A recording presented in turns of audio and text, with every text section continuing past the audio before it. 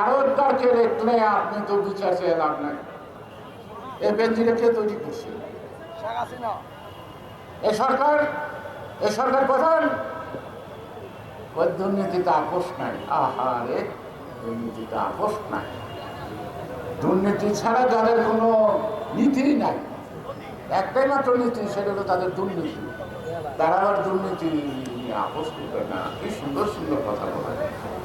আর খালেদা জিয়ার মুক্তি চাওয়া দৃষ্ট তাওবাদুল কাদের,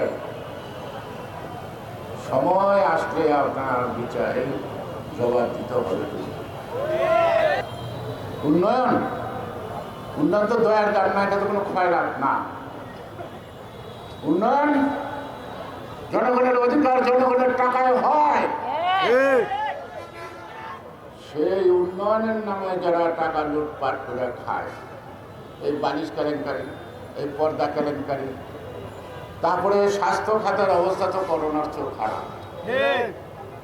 কি পরিমাণ চুরি, যেদিকে তাকাবেন চুরি আর চুরি আর চুরি আর চুরি, ডাকাতি। তাদের লাভ দেওয়া ওঠে,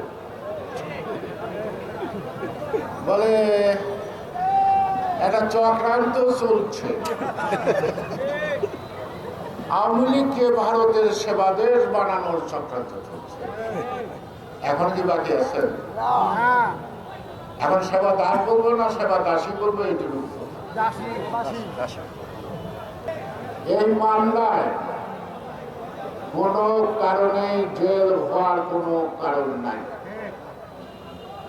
এই অভিযোগটাই ভুয়া, এই অভিযোগটা মিথ্যা।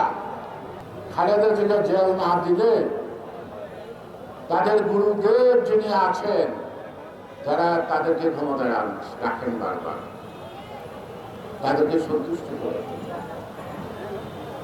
সন্তুষ্ট করে জনগণের ভোটের অধিকার, মৌলিক অধিকার, বেঁচে থাকার অধিকার, সকল অধিকার থেকে বঞ্চিত করে আজকে আমরা স্বাধীন দেশে পরাধীন নাগরিক হিসেবে বসবাস করতেছি। আমাদের দেশে লক্ষ মানুষ শহীদ হয়েছে, তাই না? কিসের জন্য? স্বাধীনতার জন্য। আমরা পাকিস্তানিদের অত্যাচার মানতে পারলাম না, তাদের বৈষম্য মানতে পারলাম না অর্থনৈতিক। আমরা এখন দিল্লির গোলামি করি, তাই না? এখন আমাদের দেশটাকে ব্রিটিশরা যখন কলোনির মতো শাসন করছে, এখন বাংলাদেশটাকে বানাবে কলোনি। আর বেশি দিন নাই, যদি এই সরকারকে বিদায় না দিতে পারে, তাহলে বাংলাদেশ নামক দেশটির নাম মানচিত্র থাকবে না। তারপর কি বাকি আছে? আপনারা সেবা দাস নন। আবার বললো যে ভারতের সাথে আপনাদের সম্পর্কটা কতটুকু? অত্যন্ত আগে বলেন না, স্বামীর স্ত্রীর সম্পর্ক। তাহলে স্বামীকে, ওই দেশটা যখন বড় ওরাই স্বামী, এই দেশটা যখন ছোট এরাই স্ত্রী।